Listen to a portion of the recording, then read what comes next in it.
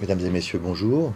Voilà, donc je suis ravi d'être ici à Paris pour évoquer un sujet particulier, les Chinois, aux Beaux-Arts de Paris, c'est-à-dire l'histoire des élèves chinois qui sont passés par l'École nationale supérieure des Beaux-Arts de Paris au siècle dernier. Sous-titre, ou deuxième titre, la crise française de l'art chinois, 1914-1955. Alors évidemment, ce titre est un petit peu particulier, j'y reviendrai, j'espère d'ailleurs que la présentation permettra d'expliquer pourquoi je me permets d'évoquer une crise française de l'art chinois. Deux remarques préliminaires, toujours un petit peu comme prologue, disons.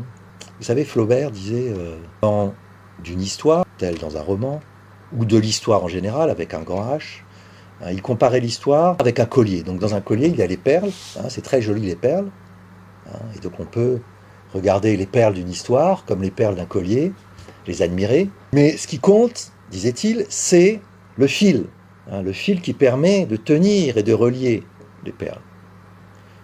Et au fond, c'est un petit peu ma démarche. Hein.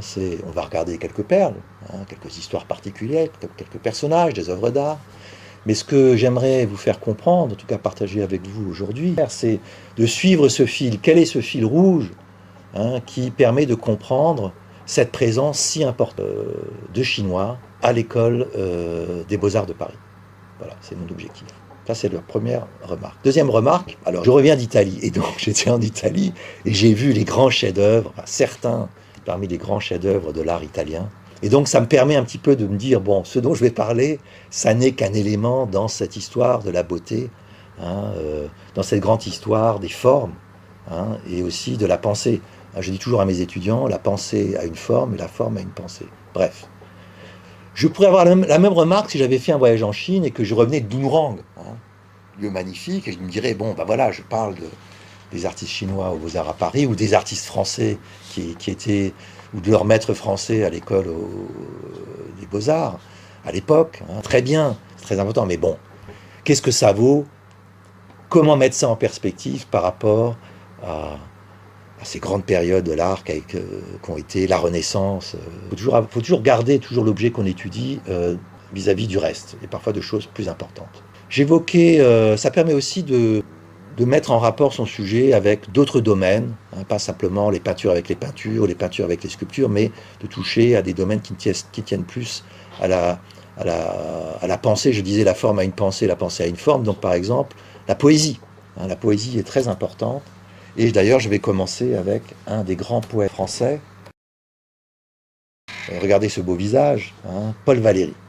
Paul Valéry disait que de traditions rompues. C'est ainsi que Paul Valéry, notre grand poète, exhortait en 1933 les Français à comprendre l'exposition d'art chinois qui se tenait alors au musée du jeu de paume.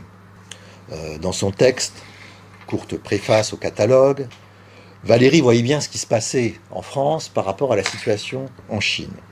Je cite. Cependant, au milieu de ces ruines et de cette crise d'innovation, une jeunesse se lève et se sent des forces. La volonté de produire perce, cherche, s'essaye.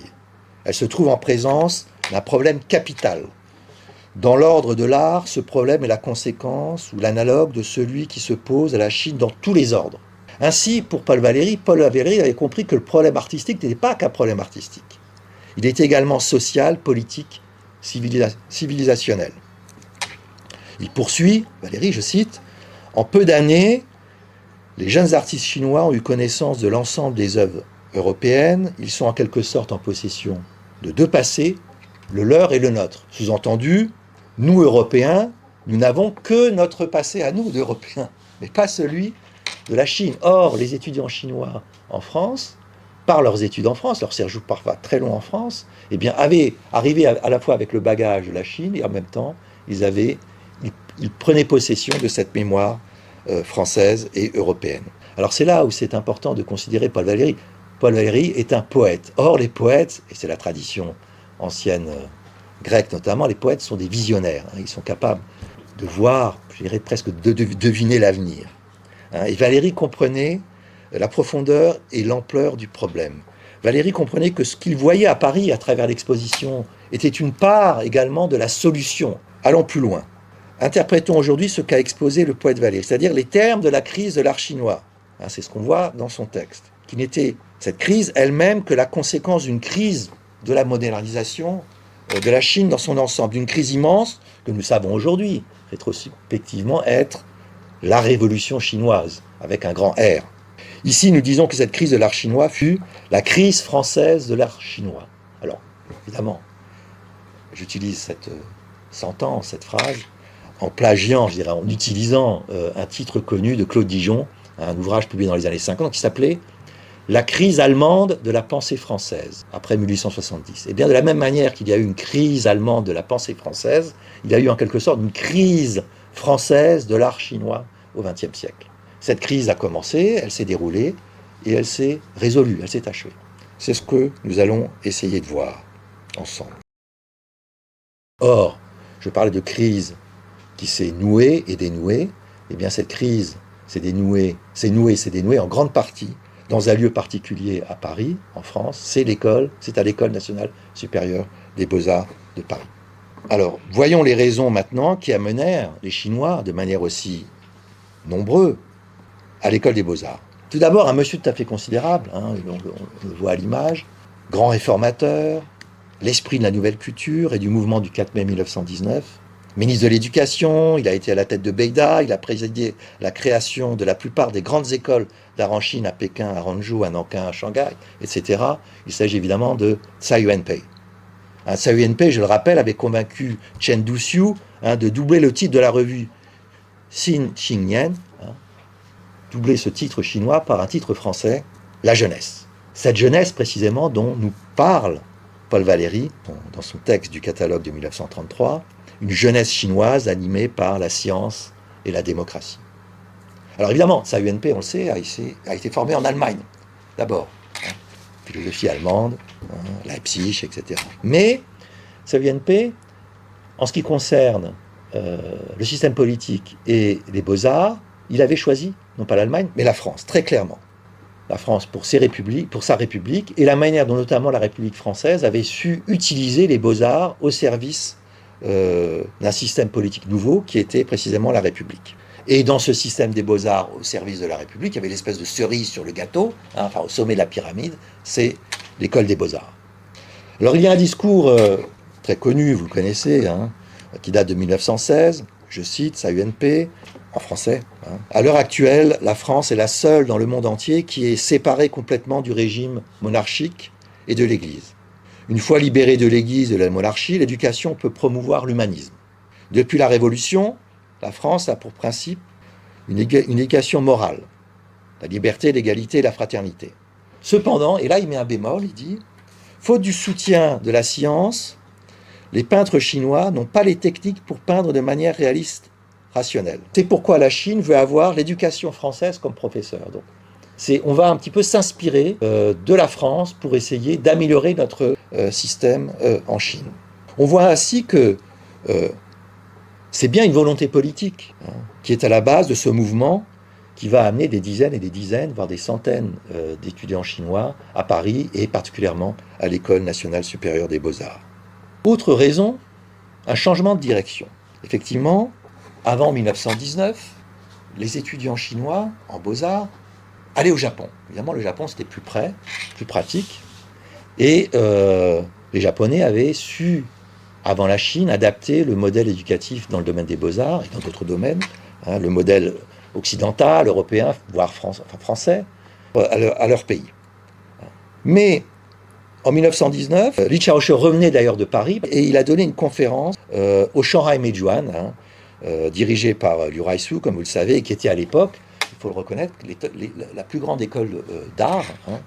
Le texte avait été publié dans le Shenbao. Liu Ruisu et Li Chaoshi nous disent, voilà, en gros, c'est le Japon imitant en tout point la France. Désormais, il vaut mieux aller directement à la source originale, donc il vaut mieux aller en France qu'au Japon. Et donc, on voit cette espèce de réorientation du mouvement des élèves qui partent à l'étranger pour étudier dans le domaine des arts, du Japon vers l'Europe, vers la France, vers l'original.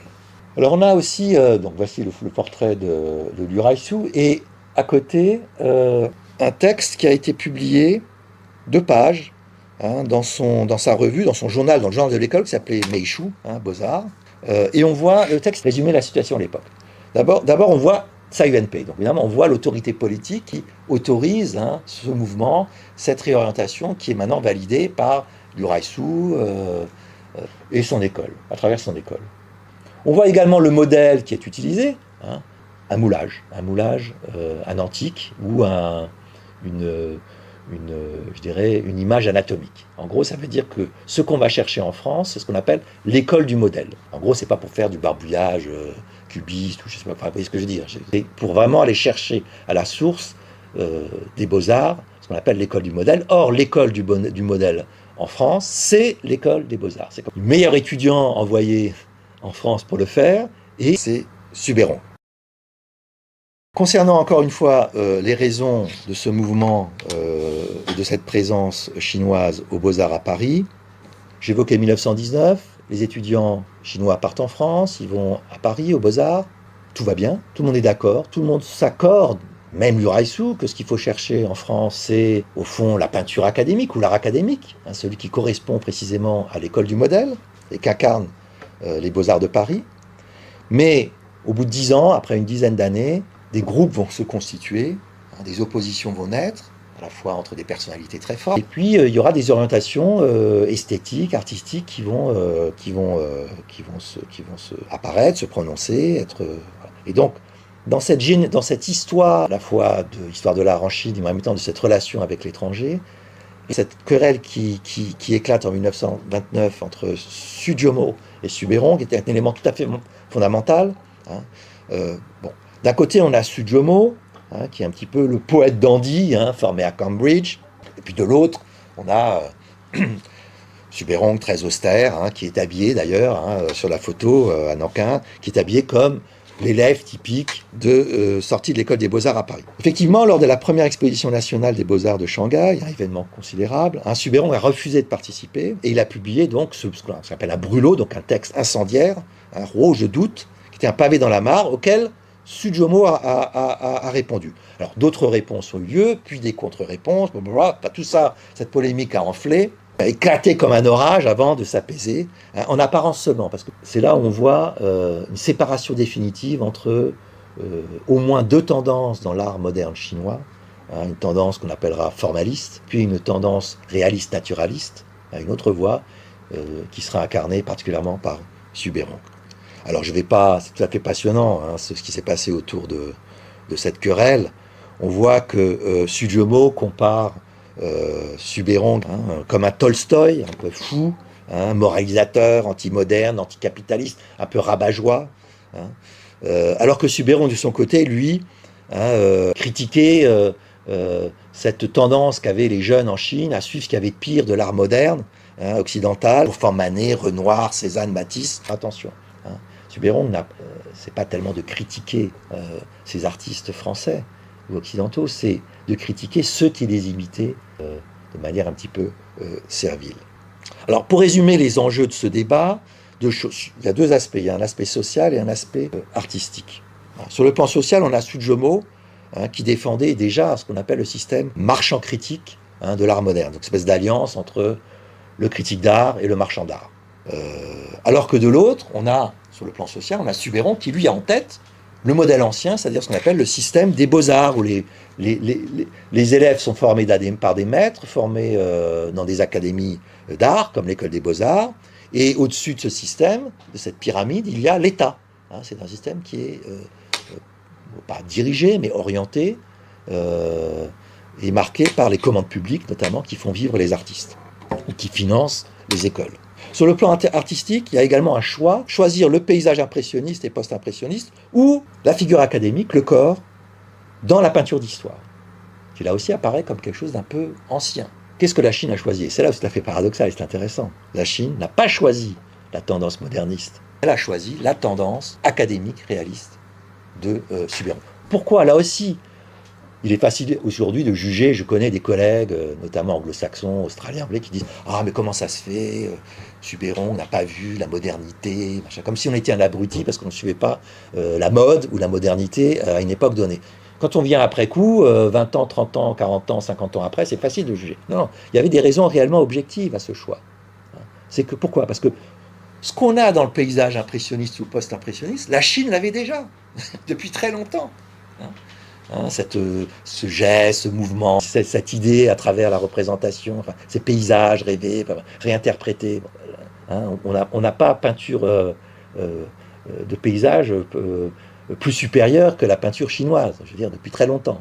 Mais ce qui manquait à l'époque, précisément, à la peinture chinoise et à l'art chinois en général, c'est le réalisme. Il fallait que la Chine retrouve, dans son processus de modernisation, la capacité à pouvoir rendre compte du réel, et notamment de la figure humaine.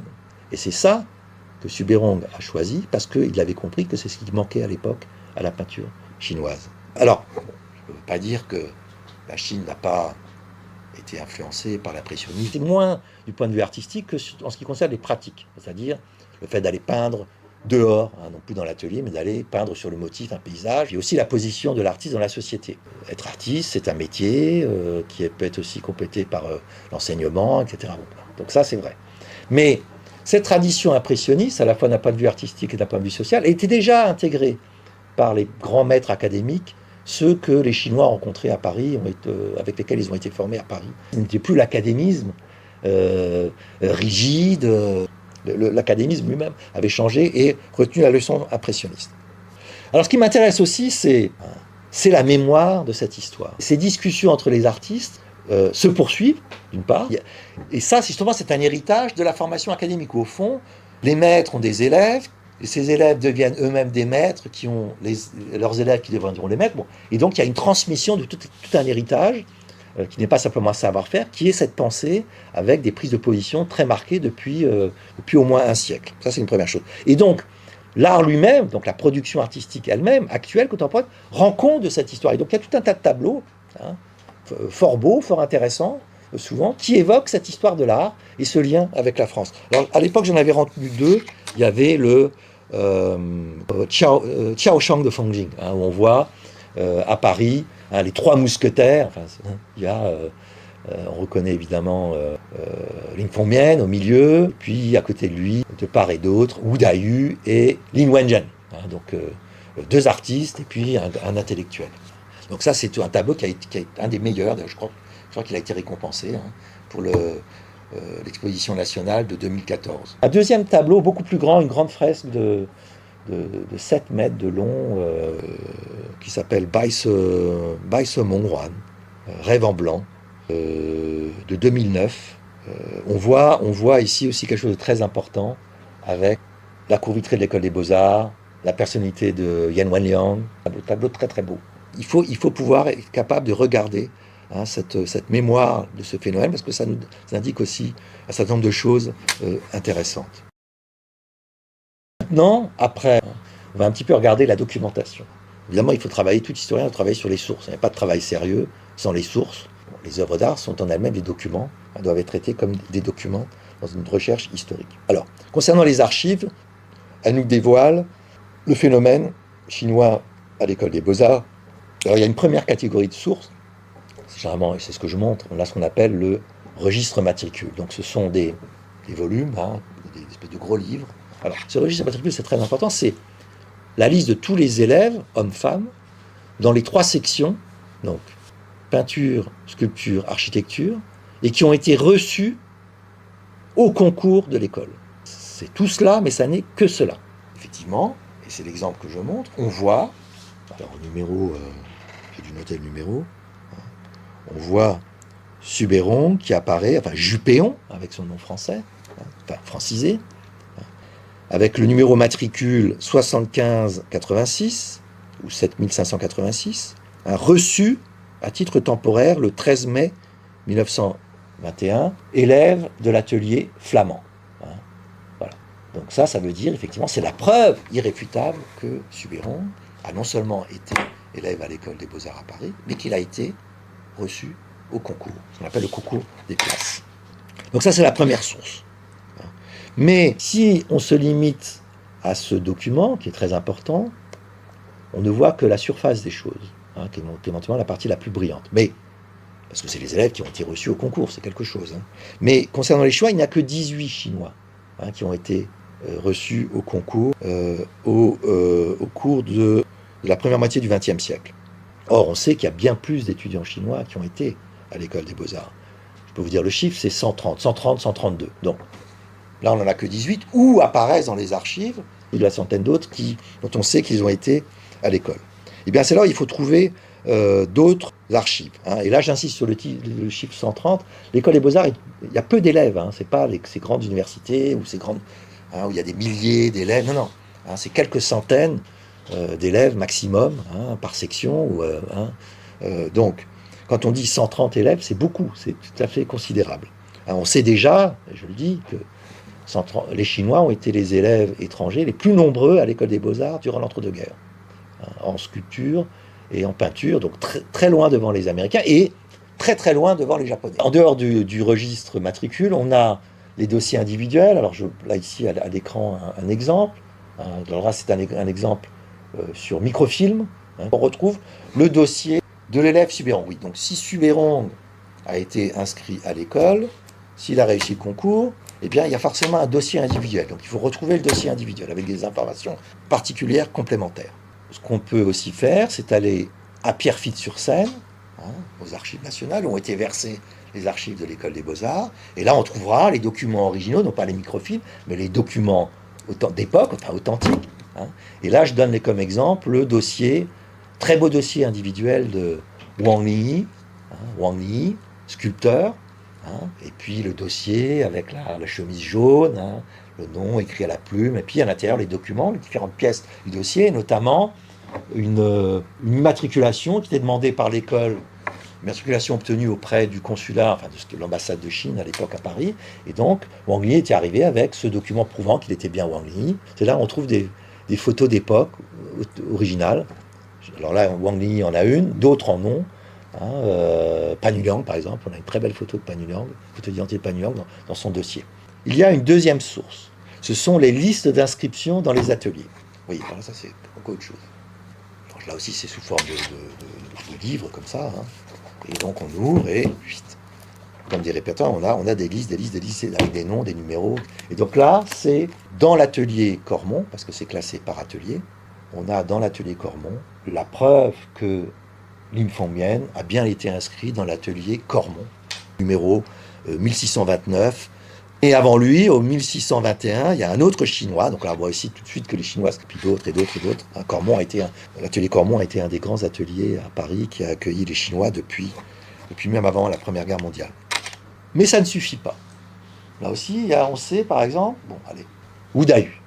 Si vous allez voir une exposition sur Wu Dayu, eh bien, chaque exposition en Chine montrera Wu Dayu comme ayant été, au même titre que Subérong, Lim Fongmian et Wang et tant d'autres, élève à l'école des Beaux-Arts de Paris. Or, si vous prenez le registre matricule, pas de Wu Dayu.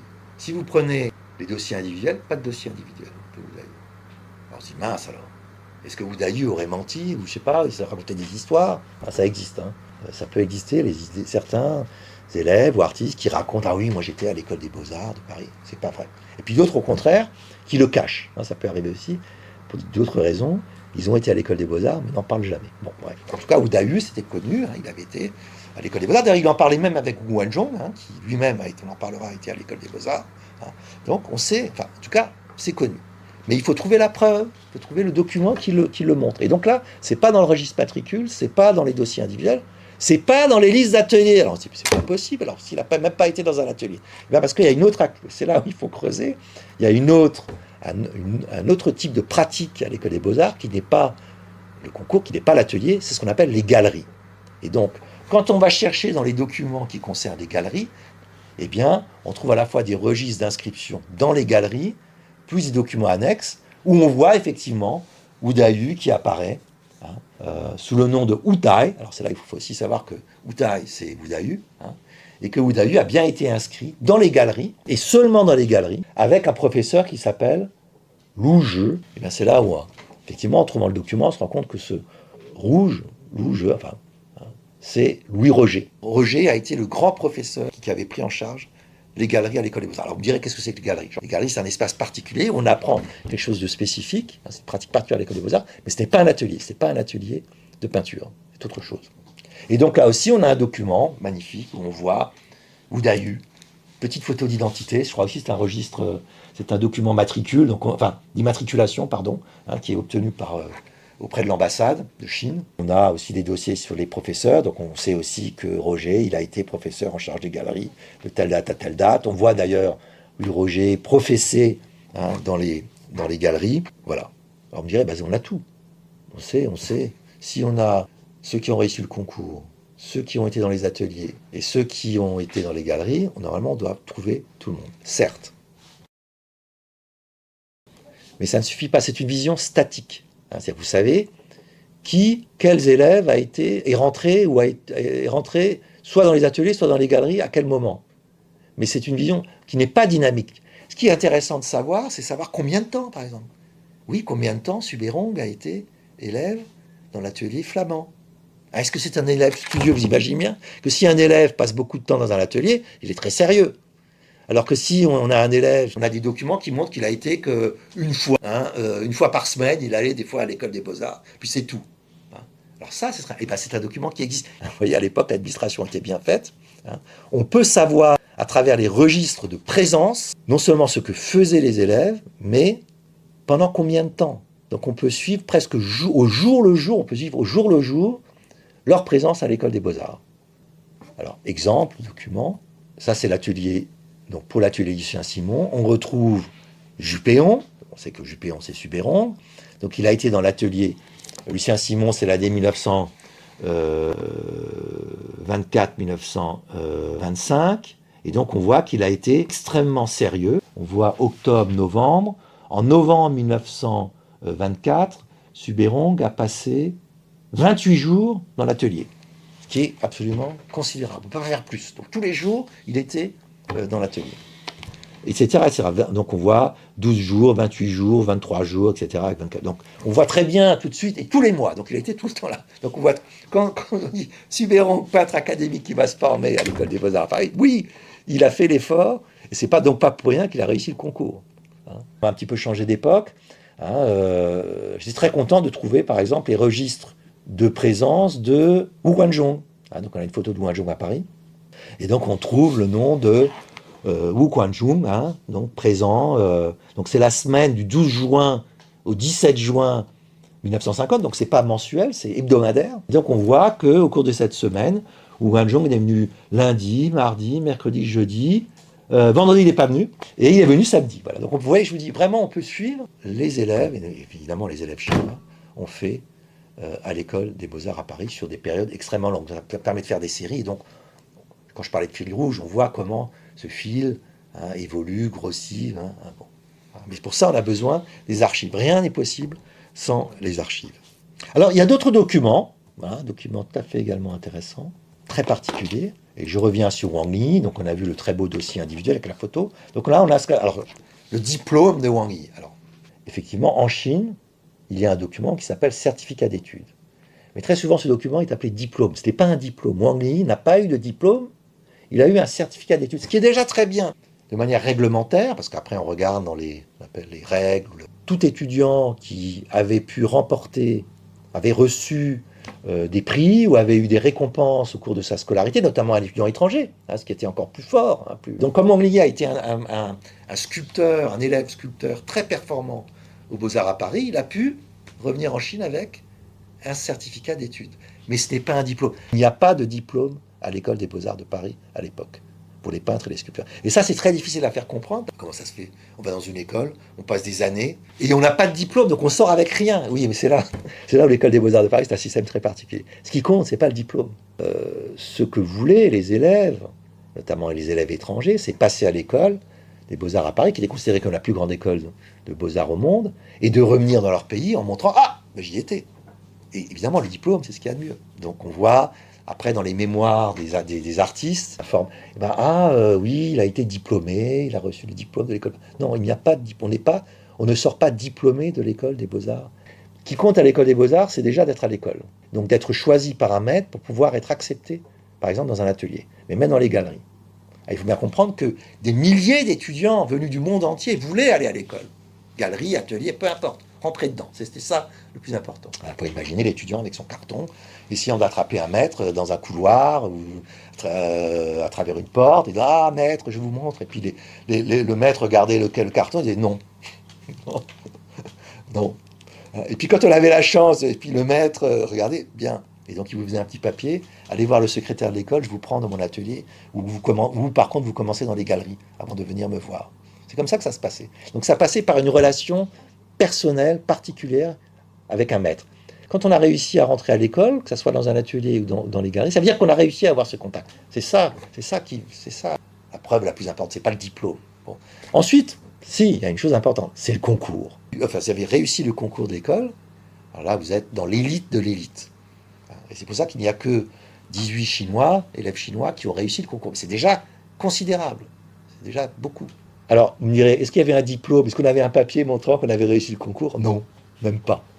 C'était les registres. Alors, les élèves subventionnés devaient, par contre, l'ambassade demander des espèces de compte rendu de la scolarité. Donc là, on voit, ça apparaissait. Mais il n'y avait pas de diplôme encadré, vous voyez, un peu à l'anglo-saxonne, on arrive avec son diplôme. Non, non, c'est pas du tout l'esprit. Ce qui est important, c'est la relation au maître. Parce qu'à travers cette relation, la reconnaissance par le maître, notamment après le concours, ça vous permet d'aller au salon, hein, les salons, la Société nationale des beaux-arts, les artistes français, tous les autres, etc. Donc c'est un jeu de relations. Hein. Au fond, rentrer à l'école, c'est commencer sa carrière dans un jeu où vous êtes toujours en relation avec les autres artistes. Et c'est ça qui vous valorise. Une fois qu'on a épluché tous ces documents, ceux qui sont en France, ceux qui sont en Chine, c'est tout le jeu de la recherche. Hein. C'est à la fois croiser les sources françaises avec les sources chinoises, etc. Bon, hein. Le premier objectif, c'était d'établir une liste complète. Donc, quand j'ai dépouillé toutes les archives, toutes celles utiles pour le faire, j'ai effectivement la liste complète des artistes chinois à l'École nationale supérieure des beaux-arts de Paris, dans la période qui est suivie. Donc, pour ma part, c'était 1914-1955. Alors, on a un tableau avec les listes. Par exemple, Subérong, c'est le numéro 7. C'est-à-dire que ce n'est pas le premier. Hein. Le premier, c'est Wu Fading. Alors, Wu Fading, c'est intéressant. Hein, c'est le premier élève chinois à l'école des beaux-arts et il réussit le concours. C'est quand même une performance. Le concours, je regarderai, le concours, c'était pas peindre, c'est dessiner. Dessiner une figure d'après le modèle en plâtre, l'antique, et dessiner une figure d'après le modèle vivant. Ensuite, on peut représenter ce phénomène. Donc, par exemple, en tirer une espèce de graphique ou de représentation graphique, on voit l'évolution du phénomène au cours de toute la période. Hein, donc, on voit qu'il y a un début, un développement important, un pic, et puis après, le phénomène décroît, puis après, il remonte. Enfin, bon, hein, c'est pour ça que j'avais...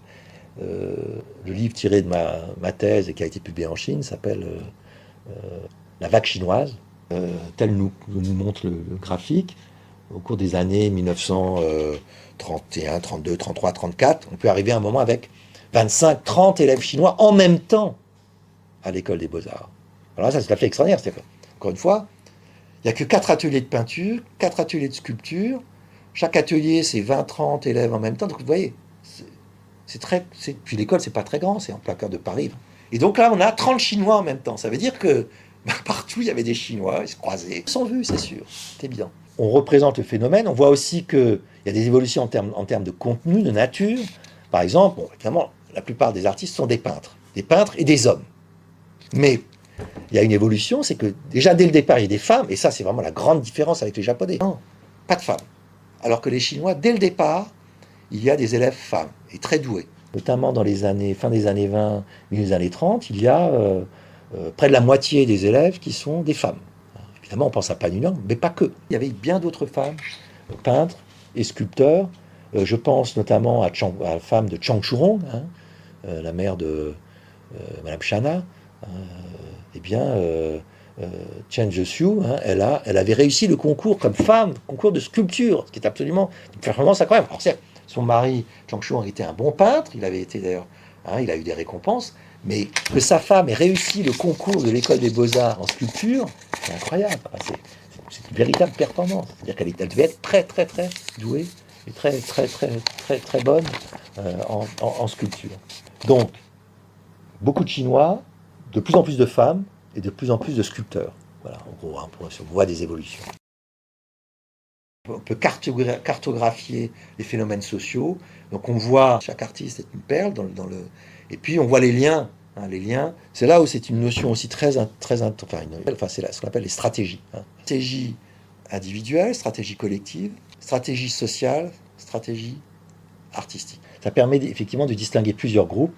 Un premier groupe, ce que j'appelle les précurseurs, donc c'est les premiers artistes chinois arrivant dès 1914 à l'école des Beaux-Arts. Ensuite, on a un groupe intermédiaire, c'est le groupe, j'appelle un groupe transitoire. C'est là où se situe d'ailleurs Subérong. Mais il y a eu la guerre, et donc la guerre de 14 a en quelque sorte retardé l'arrivée de Subérong et d'autres en France. Et qui au fond se mélange avec des gens plus jeunes, avec moins d'expérience. Donc là il y a un groupe transitoire, et après ce groupe transitoire, donc à partir des années 1923, 24, 25, donc deuxième partie des années 20, commence un autre, le plus nombreux, ce qu'on appelle les successeurs, c'est la vague chinoise qui va enfler jusqu'au milieu des années 30. C'est là où j'ai dit il y a parfois entre 25 et 30 élèves chinois dans les sections artistiques à l'école des Beaux-Arts en même temps. Tout à fait considérable. Et puis, la guerre va arriver, d'abord en Chine, puis en Europe, et donc la vague se brise en quelque sorte. Mais ce qui est intéressant, c'est que là aussi, le mouvement ne s'arrête pas.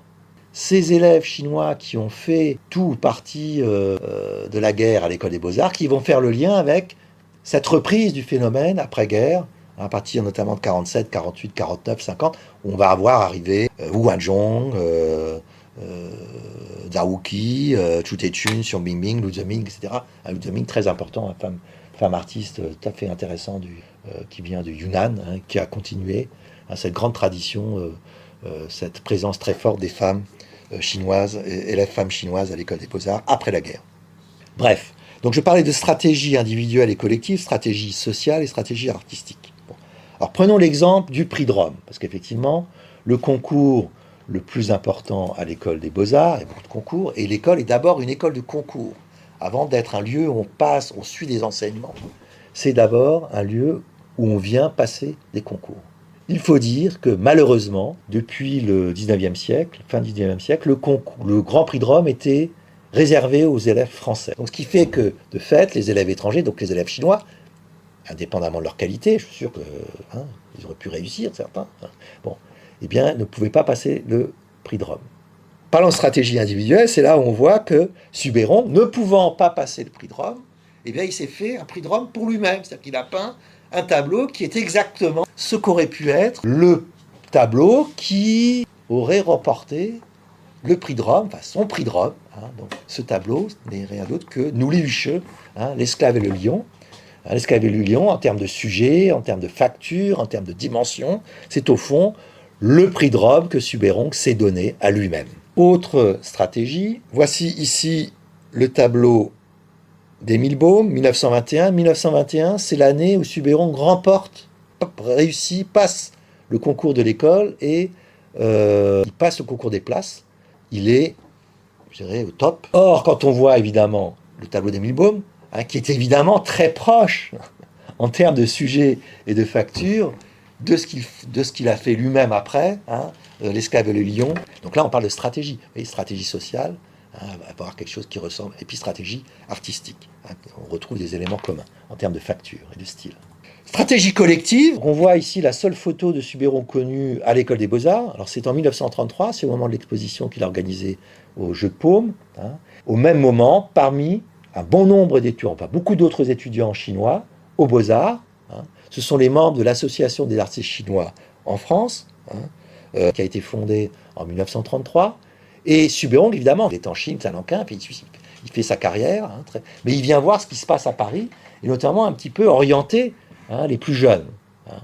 Et là, on parle de stratégie collective, c'est-à-dire que Subérong va tout faire pour que les élèves chinois qui passent par l'école des Beaux-Arts après lui suivent sa tendance naturaliste, réaliste, et effectivement, l'association des artistes chinois en France sont ou ont été des élèves à l'école des Beaux-Arts de Paris. Et quand on regarde le manifeste de cette association, ça ressemble beaucoup à ce que s'y faisait à l'époque, donc avec la volonté de retourner vers le métier, vers la tradition de la peinture, arrêtons le désordre, retournons à l'ordre. Ce groupe est très proche en termes de pratiques, d'idées, d'autres groupes d'artistes issus de l'école des Beaux-Arts, notamment ce qu'on appelle Force Nouvelle. C'est une tendance à la fin des années... fin des années 20, début des années 30, ce qu'on appelle le retour à l'ordre. Hein. C'est-à-dire que, pour vous indiquer de manière plus large, c'est-à-dire que après les expériences fauves, après les expériences cubistes, après l'arrivée de l'abstraction, de jeunes artistes se disent non, non, mais nous, on sort de l'école des beaux-arts, on aime la peinture, on aime la grande peinture, et ce qu'on veut, c'est retourner à quelque chose de plus serein, de plus fort, plus en lien avec la tradition. Donc, et c'est là où on voit que cette tendance, cette modernité chinoise particulière, puisque elle regarde au fond vers l'académisme, s'inscrit dans un plus vaste mouvement général au niveau européen, français, occidental, qui est ce qu'on appelle le retour à l'ordre. Alors cette association, elle existait encore après-guerre, hein. Il y a eu des expositions en 1946. Là, il y a une photo que j'aime beaucoup avec Yann Derouet, un sculpteur, mais qui est resté en France. On voit aussi l'importance des ateliers. Hein, ça permet de situer les artistes chinois par rapport à d'autres, aux artistes français, mais également par rapport à d'autres artistes étrangers importants, hein, qui étaient là au même moment, dans les mêmes ateliers. Donc on a, dans l'atelier Simon, par exemple, Qin Xuanfu, Yang Huaguang, donc un homme, une femme. Qin Xuanfu est plus connu, hein, avec Georges Renner, artiste français très connu, membre d'ailleurs de Force Nouvelle, mais également Boris Tadzinski et Amrita Shergill. Amrita Shergill, c'est la grande peintre moderne d'origine indienne. Quand on regarde d'ailleurs la peinture qui est faite par tous ces gens-là, donc là on voit Qin Xuanfu avec les marionnettes, tableau qui a été présenté au salon. Il était les bons étudiants des beaux-arts, chinois, étrangers, français, se devaient d'aller exposer dans le salon leurs travaux, avec derrière le soutien de leur maître. Eh bien, on voit que ce style de peinture, on voit aussi Chang Churon, on voit Renner, on voit Shergill. Bon. Qu'est-ce que venaient chercher les artistes chinois en France? 3 éléments. Le dessin, le corps, l'histoire. Alors, pour illustrer cette quête, en quelque sorte, commune des élèves chinois à l'école des Beaux-Arts de Paris, un des premiers dessins connus de Subérong à l'école des Beaux-Arts, c'est le dessin 76 qui est conservé au musée Subérong à Pékin. Et on voit évidemment l'antique d'un côté et le modèle nu de l'autre. Donc cette confrontation dos à dos de l'antique et du modèle nu, d'après l'antique, d'après nature, résume ce qu'est l'école du modèle. Globalement, l'école des Beaux-Arts, c'est ça. C'est d'abord ça. Être capable de dessiner la figure, l'antique, mais également le modèle nu. Ça, c'est tout à fait fondamental. D'abord, on apprenait à maîtriser le dessin de la figure dans ce qu'on appelle les galeries. Les galeries, on ne dessinait pas le corps vivant. On ne dessinait que les antiques, que les chefs-d'œuvre de l'Antiquité, notamment ici l'Hercule Farnèse, Péon 21.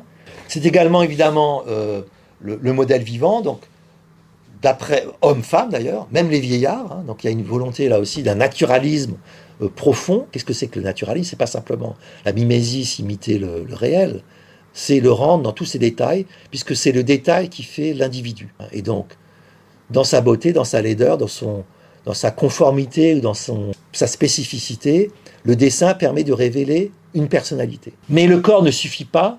Quand on rentre dans l'atelier, on peut dessiner le modèle vivant, ce qu'on ne faisait pas dans les galeries, mais on commence à passer du dessin à l'huile.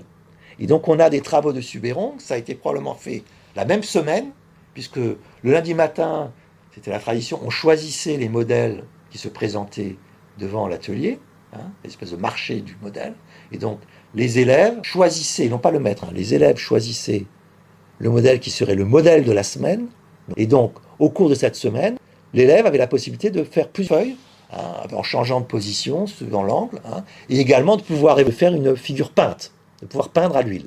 On a également la présence à la Grande Chaumière, donc très souvent les élèves des Beaux-Arts n'allaient pas seulement aux Beaux-Arts, effectivement, Subérong lui-même allait régulièrement à la Grande Chaumière. Son maître, d'ailleurs, Lucien Simon, enseignait, cachetonnait, et à l'école des Beaux-Arts et à la Grande Chaumière, donc il pouvait retrouver ses maîtres à la fois à l'école des Beaux-Arts et ses camarades à la Grande Chaumière un peu plus tard, parfois même dans la même journée. Contrairement à l'école des Beaux-Arts, à la Grande Chaumière et dans les autres académies libres, le modèle pouvait bouger. La pose n'était pas fixe. On pouvait mettre plusieurs modèles ensemble, les poses étaient différentes, c'était plus libre. Et donc ça permettait, même aux élèves des Beaux-Arts, de pouvoir travailler d'une manière différente de dessin et de figure. Alors le but de la figure, être capable de dessiner le corps, et ce corps s'anime avec d'autres dans une histoire, ce qu'on appelle la peinture d'histoire. On a un tableau intéressant, ça pourrait être un tableau de salon. C'est la Vénus endormie. Alors je sais qu'il est passé chez Christie's, soit je sais plus, peu importe. Mais ils ont trafiqué la date. Ah, ils ont dit c'est un dessin, c'est une peinture qui est avant l'esclave et le lion, évidemment, parce que ça donne de la valeur. On sait en recoupant avec des dessins, parce qu'avant de faire le tableau, en bonne artiste issue des Beaux-Arts, Suberon fait des dessins préparatoires, et donc on retrouve des figures tout à fait identiques du modèle, de la femme de la Vénus endormie. On trouve des dessins qui sont exactement la même femme, enfin c'est le même modèle. Et ce sont des dessins qui datent tous de 1925, enfin 1926, même 27. Hein. Donc c'est un tableau qui est après l'esclave et le lion. Hein. Donc c'est là où on voit au Suberon de manière plus libre. Évidemment, alors après, bon, là on passe à des choses plus sérieuses. Hein. Le but c'est de présenter l'histoire chinoise. Hein. C'est-à-dire c'est le dessin, la figure, l'histoire, c'est de pouvoir être capable après de créer une nouvelle peinture chinoise d'histoire, dans laquelle non seulement apparaît l'histoire chinoise, d'une manière qui n'a jamais été montrée de cette manière-là, mais également où apparaît le corps chinois. Et le corps chinois nu, homme et femme. Et c'est ça qui est tout à fait nouveau. Suberon n'est pas le seul.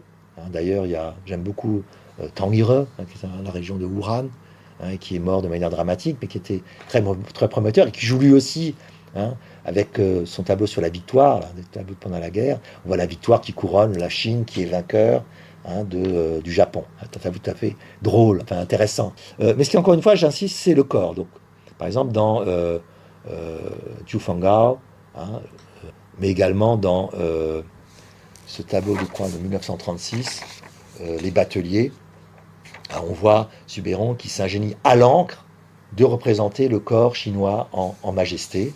Hein. De la même manière, on retrouve après dans Shangui, hein, une représentation tout à fait originale, nouvelle, hein, du corps féminin chinois.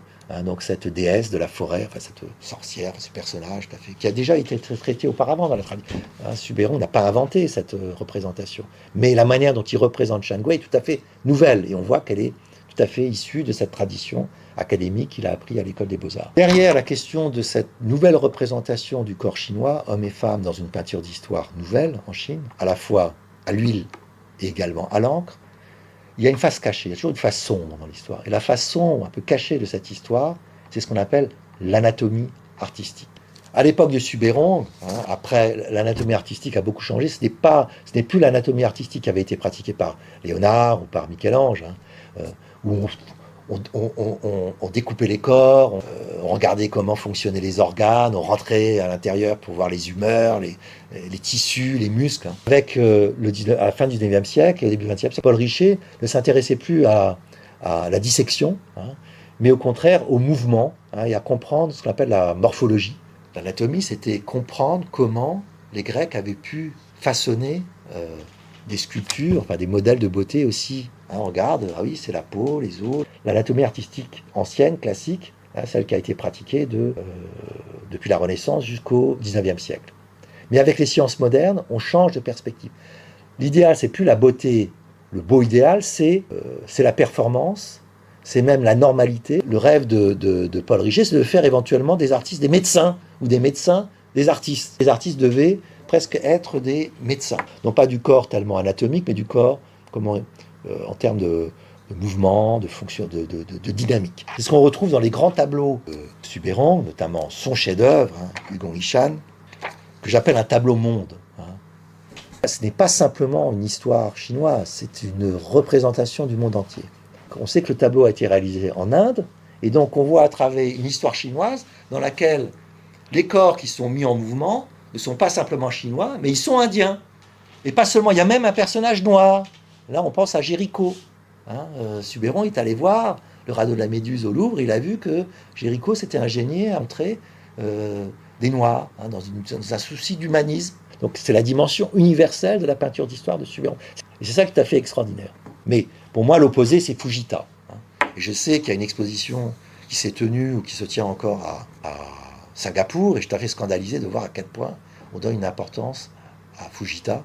Un Fujita qui, au moment où Suberon était à Singapour et supportait la résistance chinoise, hein, contre le Japon, travaillait à faire des chevaux avec des thèmes pacifiques, même Hugon Lichan avait rencontré Tagore en Inde, eh ben on avait Fujita au même moment qui avait rejoint l'armée japonaise, qui était en train de dévaster, qui avait dévasté la Chine du Nord et qui, lors de la prise de Singapour, a massacré des dizaines de milliers de Chinois. Enfin bon, pour moi, les deux figures, quand on prend les deux parcours d'artistes modernes en France, on a au fond Fujita, qui est, bon bref, vous avez compris, je ne l'aimais pas beaucoup, et au contraire, on a Suberon, chinois, qui dans sa pratique, dans sa production, a montré quelque chose de tout à fait supérieur. Hein. Bon.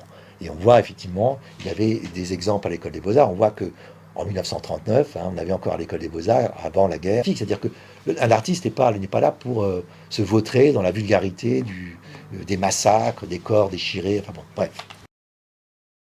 Alors pour finir, je vais évoquer un des éléments les plus connus de l'art chinois moderne, évidemment lié à Suberon, les chevaux. Alors je parlais d'anatomie artistique pour la figure humaine, mais les mêmes causes ont produit les mêmes effets concernant l'anatomie animale, et on s'intéressait aussi aux animaux, et donc au cheval. On voit évidemment le lien qu'il y a entre ce qu'on appelle la chronophotographie. Suberon avait vu ces images où on pouvait comprendre enfin le mouvement. Alors je suis sûr, c'est une des seules images de l'art moderne chinois qui est vraiment universelle. C'est-à-dire que vous allez un peu partout dans le monde, vous montrez des chevaux à l'angle de Suberon, je vais dire ah oui, je connais, j'ai déjà vu ça, sans que forcément les gens sachent que c'est Suberon, que l'artiste est Suberon. Mais ce que je veux dire, c'est que pour que Suberon ait pu produire ces chevaux à l'encre, ces chevaux tout à fait incroyables, qui sont comme ça suspendus, noirs en ombre et lumière sur la feuille blanche, il a dû d'abord être capable de dessiner tout à fait parfaitement, de manière naturaliste, réaliste, même opposer le dessin 777 avec cheval 36. Ce que je veux dire, c'est que si Suberon n'avait pas été en mesure d'être aussi performant dans le dessin réaliste, il n'aurait pas pu produire ces chevaux à l'encre, tels qu'on les connaît, qui sont uniques. Jamais auparavant, en Chine, on a représenté les chevaux de cette manière-là. Donc cette révolution moderne qui a pu s'accomplir par son expérience en France, aux Beaux-Arts, du dessin vers l'encre chinoise, à travers une image aussi importante que le cheval. Et c'est là où je finis avec la pensée. Et on ne peut pas traiter des sujets d'histoire de l'art ou de tableau sans faire référence à la pensée. Au-delà, à gauche de la feuille, en haut à gauche, Suberon a écrit un poème en français. Je vais vous le lire, quelques mots. « Pour vivre, ce n'est qu'à épuiser mon effort, éteindre ma conscience, anéantir mon être. » Et bien, quand on écoute ces mots, quand on les lit, à un moment, j'ai réfléchi. C'est Suberon, évidemment. Mais Suberon joue à faire de la poésie française comme qui? Qu'est-ce qu'il a inspiré? Eh bien, j'ai découvert qu'il s'agissait en fait d'une inspiration de Paul Valéry lui-même. Et donc, vous voyez le lien. Paul Valéry qui a fait la préface du catalogue de Suberon, l'exposition Suberon à Paris, d'art chinois à Paris au musée du Jeu Paume en 1933, eh bien, au-dessus de son cheval, écrit quelques phrases, ou qui s'inspire en tout cas grandement de la poésie de Paul Valéry, et notamment de son cimetière marin. Et Paul Valéry qui, évidemment, s'est beaucoup intéressé au cheval, et je pense que Suberon lui-même avait vu à travers Paul Valéry les chevaux de Degas, enfin une forme, c'est là où littérature, peinture, poésie se retrouvent. Cette rencontre, à mon avis, a eu lieu entre Paul Valéry, grand poète français, et Suberon, grand peintre chinois. C'est une leçon du passé pour l'avenir, évidemment.